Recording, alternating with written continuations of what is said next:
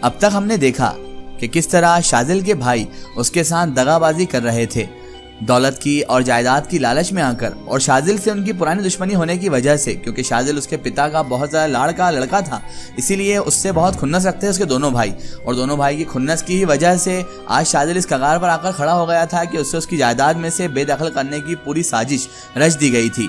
شاذل کے سامنے قرضے کا بہانہ بنا کر اس کے دونوں بھائیوں نے اسے الجھا لیا تھا اور کہہ دیا تھا کہ ہمارے پاس قرضہ چکانے کے لیے کچھ بھی نہیں ہے اور ہماری پائی پائی قرضے میں ڈوبی ہوئی ہے، ساری زمینیں گروی رکھی ہوئی ہے اور سود والوں کو رقم الگ دینا ہے۔ ایسے بہانے بنا کر وہ کلیئر شاذل کو یہ گھوشت کرنا چاہتے تھے کہ ہم پر بہت سارا قرضہ ہے اور جائیداد میں سے کچھ بھی نہیں بچا ہے، کیونکہ وہ شاذل کو کسی بھی طرح سے جائیداد کا کوئی حصہ نہیں دینا چاہتے تھے، لیکن شاذل سمجھ چکا تھا۔ اتنے میں ہی اس کے ماموں ان کی خبر لینے آتے ہیں اور ماموں اس سے شکوہ شکایت کرتے ہیں کہ تم ہمارے گھر پر نہیں آتے، تمہاری بہنیں تمہیں یاد کرتی ہے۔ شاذل ان سے کہتا ہے کہ میں ضرور حاضری دوں گا، اور اب آگے میں نے ماموں سے وعدہ کیا کہ میں ضرور آؤں گا، لیکن ابھی تک مجھے یہ سمجھ نہیں آ رہا تھا کہ مجھے کرنا چاہیے کیا نہیں کرنا چاہیے۔ میرے بھائیوں سے مجھے یہ امید تھی کہ وہ مجھے سنبھالیں گے، میرے لیے مستقبل کے یعنی فیوچر کے راستے کھولیں گے، لیکن یہاں پر تو معاملہ الٹا ہی ہو گیا تھا۔ مجھے صاف طور پر محسوس ہو رہا تھا کہ سب کے سب لوگ میرے خلاف ہو چکے تھے اور مجھے اپنے راستے سے ہٹانے کے خواہش مند بھی تھے۔ اس رات کی جو خصوصی میٹنگ تھی، خاص میٹنگ جو تھی، اس میں میرے دونوں بھائیوں کی وائف یعنی میری دونوں بھابیاں بھی موجود تھیں۔ بھائی اطہر الدین نے مجھے خاص طور سے بلوایا تھا۔ کمرے کا ماحول جو بالکل سناٹے دار تھا، وہ دیکھ کر مجھے لگ گیا تھا کہ بہت کچھ آج یہاں پر ہونے والا ہے، اور اس کے بعد میں ان کے درمیان جا بیٹھا۔ بھابیوں کے جو چہرے تھے وہ سکڑے ہوئے تھے۔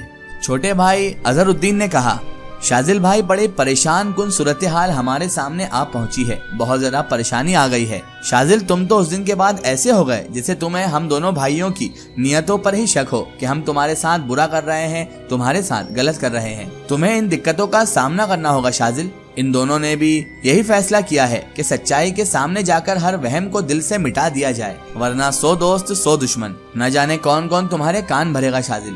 تو پھر اور کیا ہوگا؟ زمیندار صاحب نے ایسی شان دکھا رکھی تھی کہ جیسے زمین و آسمان انہی کے ہیں، دنیا سے گئے ہیں تو قرضوں کے انبار چھوڑ گئے ہیں زمیندار صاحب یعنی ہمارے والد صاحب۔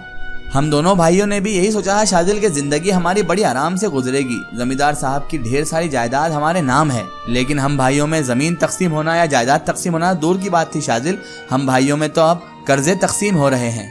تبھی بڑی بھابھی نے کہا، قرضے تقسیم ہونا بھی ضروری ہے، کون کیا دے گا، ذرا حساب کتاب تو ہو جائے کہ کون کتنا کتنا قرضہ ادا کر رہا ہے۔ تبھی میرے بھائی اطہر الدین نے بھابھی کو جواب دیا، تمہیں اپنا منہ کھولنے کی کیا ضرورت ہے، ہم بات کر تو رہے ہیں، مردوں میں عورتوں کا بولنے کا کوئی حق نہیں ہوتا، سمجھ گئی تم؟ اس نے اسے ڈانٹ دیا تھا۔ تبھی وہ بولی، رہنے دیجئے بھائی، کنیز بن کر تھوڑی نہ آئی ہوں اس میں گھر بار میں، میرا بھی کچھ حق بنتا ہے۔ میرے ماں باپ نے بہت کچھ دیا ہے اللہ کے فضل سے، مجھے یہی کہہ کر بھیجا گیا تھا کہ بیٹی بہت بڑے گھر میں، شان و شوکت والے گھر میں جا رہی ہے بیاہ کے، راج کرے گی وہاں پر راج یہ، اور یہاں تو تم لوگوں کے ساتھ، آپ لوگوں کے ساتھ میرا عزت بچانا مشکل ہو گیا ہے۔ کیا سمجھتے ہیں آپ لوگ مجھے؟ آپ لوگوں سے ذرا تعلیم یافتہ ہوں میں، اور میں خوش نہیں رہ سکتی کیا اسی قرضوں کے انبار کو ایک خوشحال گھر کہتے ہیں؟ ذرا بتائیے۔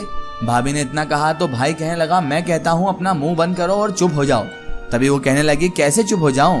یہ بتائیے ذرا مجھے، جو دولت دکھائی گئی تھی، جو بتائی گئی تھی، وہ دولت آخر چلی کہاں گئی؟ شادی سے پہلے تو آپ لوگوں کے بڑے بڑے وعدے تھے، لیکن اب تو کچھ دولت کا ٹھکانہ ہی نہیں ہے۔ تبھی بھائی بولے، آپ نہیں جانتی؟ تبھی میں چلایا، ایک منٹ، میں نے کھڑے ہوتے ہوئے کہا، اور سب کے سب لوگ میری طرف متوجہ ہو کر مجھے دیکھنے لگے۔ جو گفتگو آپ لوگوں کی ہو رہی ہے، اس میں میری مداخلت ہر طرح سے نقصان دایک ہی ہوگی، لیکن میں آپ دونوں اور آپ دونوں کے بیچ میں خود کو خاموش نہیں رکھ سکتا، اور آپ لوگوں کی یہ فضول باتیں جو آپ لوگ ڈھینگے ہانک رہے ہیں، یہ برداشت کرنا بھی میرے لیے محال ہو چکا ہے۔ میرے باپ کا نام اگر ذرا بھی اب بے احترامی سے لیا گیا، ان کی عزت بے عزتی کی گئی، تو اب مجھ سے برا کوئی نہیں ہوگا، سمجھ لو آپ سب۔ آپ لوگ اس بات کو ذہن نشین کر لو۔ پھر میں وہاں سے نکل آیا اور میں نے ماموں افتخار احمد صاحب کے یہاں جانے کا اب فیصلہ کر لیا تھا۔ بسیں اس وقت چلتی تھی اور بس اڈے پر پہنچ کر میں ایک بس میں بیٹھ گیا اور ماموں کے گھر کے لیے روانہ ہو گیا۔ زندگی میں 2-3 بار ہی بس میں سفر کیا تھا، بس میں گیا تھا، بلکہ یہ کہا جائے تو مناسب ہوگا کہ میں بچپن کی عمر میں ہی بس میں گیا تھا۔ ہوش و حواس میں تو میری دنیا ہی چھن گئی تھی۔ ماموں افتخار کے گھر پہنچ گیا میں تو سب سے پہلے میری ملاقات ہی ماموں افتخار سے ہی ہوئی۔ بہت اچھی حیثیت کے مالک تھے ماموں بھی، اور ان کا بڑا ہی عالیشان اور شاندار مکان بنا ہوا تھا۔ مجھے یہ بات اچھی طریقے سے معلوم تھی کہ وہاں بھی ذمہ داریاں بہت ساری ہیں۔ بہرحال ماموں افتخار کا جو پورا گھرانہ تھا، گھر کے اتنے ہی ممبر تھے، مجھے دیکھ کر وہ لوگ بہت زیادہ خوش بھی ہوئے۔ 2 बेटियां थी उनकी और 1 बेटा भी था उनका। मोमानी जान भी थी और बहुत अच्छी तरह से पूरा परिवार मामू का मेरे साथ पेश आया। वो लोग बहुत खुश हुए और उसके बाद मेरी खातिरदारी का सिलसिला अब शुरू हो गया था। मामू साहब तो मेरे सामने बिछे ही जा रहे थे। रात को दस्तरखान पर खूब हंगामा रहा। मामू जान की दोनों बेटियां सिमरन और जहां आरा दोनों ही नौजवान लड़कियां थी। अच्छी शक्लो सूरत और खूबसूरत लड़कियां थी, लेकिन हम लोग कभी भी बेतकल्लुफ नहीं हुए थे।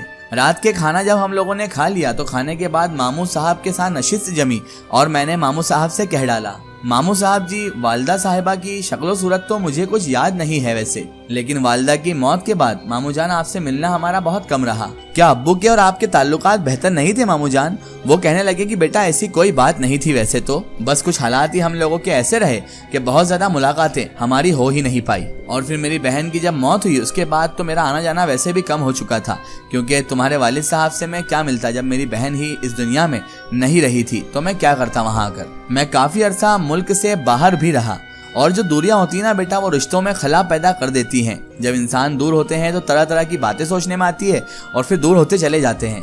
और हम लोग भी, हम रिश्तेदार भी इसी चीज का शिकार हो गए थे। तभी मैंने उनसे कहा, असल में मैं ये सवाल एक खास वजह से करना चाहता हूँ मामू जान। मामू ने तभी मोमानी जान की सूरत देखी और उसके बाद बोलने लगे, अगर मुनासिब समझो शाजिल बेटा तो पूछो, किस वजह से तुम ये पूछना चाहते हो?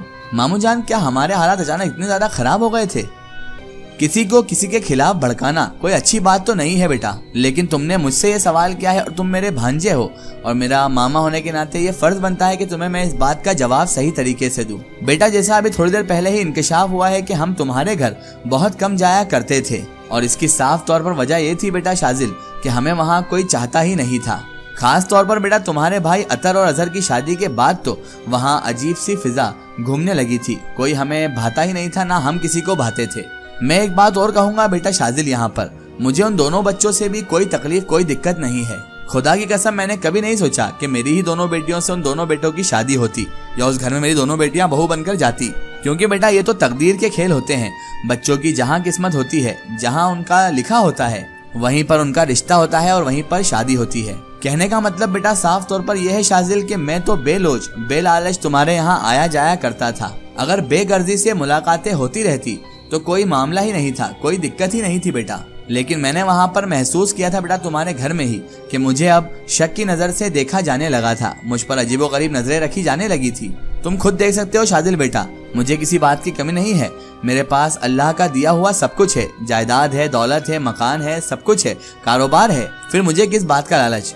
बहरहाल बेटा, मेरी बहन की जिंदगी तक तो हालात बहुत अच्छे रहे। जब तक मेरी बहन यानी तुम्हारी वालिदा जिंदा थी तब तक मेरा बहुत ज्यादा आना जाना था और हालात भी बहुत अच्छे रहे थे उस वक्त तक। लेकिन मेरी बहन के इंतकाल के बाद, तुम्हारी माँ के दुनिया से चले जाने के बाद हालात पूरी तरह से बदल गए, तब्दील हो गए।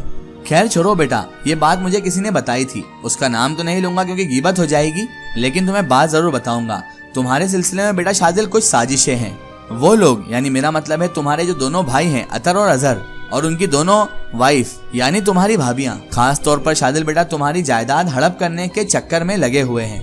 बहरहाल इससे ज्यादा बेटा मैं तुम्हें और कुछ भी नहीं बता सकता। हालात की बदतरी के बारे में तो मैंने पहले कभी किसी से नहीं सुना और इस बात का सवाल ही पैदा नहीं होता। तभी मैंने कहा, मामू जान वहाँ तो अब्बू के बारे में न जाने क्या क्या बातें की जा रही है उनके नाम पर।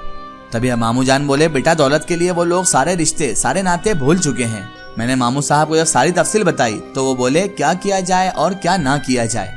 हैदर बेग के बारे में तो शादिल में इतना ही कह सकता हूँ कि वो बड़ा लालची और बेजमानतदार इंसान है। तुम जैसा मुनासिब समझो बेटा देख लो, मेरी मदद की जरूरत हो तो मुझे जरूर बता देना तुम। मैंने अफसुर्दा मायूसी लहजे में कहा, जी ठीक है मामू, मुझे जैसी जरूरत लगेगी मैं आपको बता दूंगा। मामू के घर का माहौल तो बड़ा अच्छा था, जरा आजाद ख्याल लोग थे वो लोग, और मोमानी साहिबा गोया एक अच्छे घराने से ताल्लुकात रखती थी, खानदानी औरत थी वो भी। लेकिन मामू साहब बाहर की दुनिया में रहकर आए थे, इसलिए उन्होंने अपने घर का माहौल बड़ा अच्छा बना रखा था। उनकी दोनों लड़कियां भी मुझसे अच्छी खासी बेतकल्लुफ हो चुकी थी। 2-3 दिन में मामू मोमानी के पास ही रहा और 2-3 दिन बाद जब मैंने वापसी की इजाजत चाही तो मामू जान कहने लगे, बेटा शाजिल तुम अब कहाँ जाओगे? मामू जान मैं अपने घर ही जाऊंगा, क्योंकि मैं वहाँ पर किसी को बताकर नहीं आया था। सारे मामलात भाइयों के या भाभीियों की अपनी जगह है। बहरहाल वो मेरा घर है मामू जान, मुझे वहाँ पर जाना बेहद जरूरी है। मेरी गैर मौजूदगी में हो सकता है कि वो लोग कोई ऐसा षड्यंत्र रच दें जिससे मैं उस घर में ना जा पाऊँ। मेरे माँ बाप का घर है आखिर वो। उन लोगों से अब मैं जाकर पूछूंगा कि सब कुछ कैसा हुआ, क्या हुआ, कैसे जायदाद कब्जे में आ गई। मैं जाहिल नहीं हूँ मामू जान, पढ़ा लिखा इंसान हूँ। आपको अंदाजा भी नहीं होगा कि अगर मैं अपनी सी पर आ जाऊं तो इनको नाको तले चने चबवा दूं मैं, मगर भाइयों का एहतराम मेरे दिल में है, इसलिए मैं कुछ नहीं करना चाहता ऐसा। भाभीियों को आखिर मैं क्या कहूँ। मामू जान कहने लगे कुछ दिन यहीं पर रुक जाते बेटा शाजिल, इतनी जल्दी क्या है जाने की, और उन्होंने मुझे रोक लिया। बेकली मुझ पर तारी थी, मुस्तकबिल के लिए मेरे पास कोई फैसला भी नहीं था। 2-3 दिन और मजीद गुजर गए। एक रात में जहनी तनाव का शिकार था। बाहर चांदनी खुली थी और बहुत देर तक मैं बिस्तर पर करवटें बदलता रहा। फिर जब नींद किसी तरह से ना आई तो मैं अपनी जगह पर से उठा और उठकर बाहर की तरफ जाने लगा। अब क्या होगा, क्या शाजिल के भाई उसे जायदाद से बेदखल कर देंगे, या फिर शाजिल अपनी पढ़ाई लिखाई के दम पर अपने भाइयों से जायदाद का अपना हिस्सा लेकर रहेगा, या फिर इस मामलात में वो जिनजादी की फिर से एंट्री होगी। क्या माशा शाजिल से फिर से मिल पाएगी, क्या यहाँ पर माशा शाजिल की मदद करने आएगी, या फिर उसके मामू की किसी लड़की से उसकी शादी हो जाएगी। क्या शाजिल के मामू जान उसकी कुछ मदद करेंगे, या फिर सब ऐसा ही चलता रहेगा। ये सब जानेंगे हम इस वीडियो के अगले पार्ट में।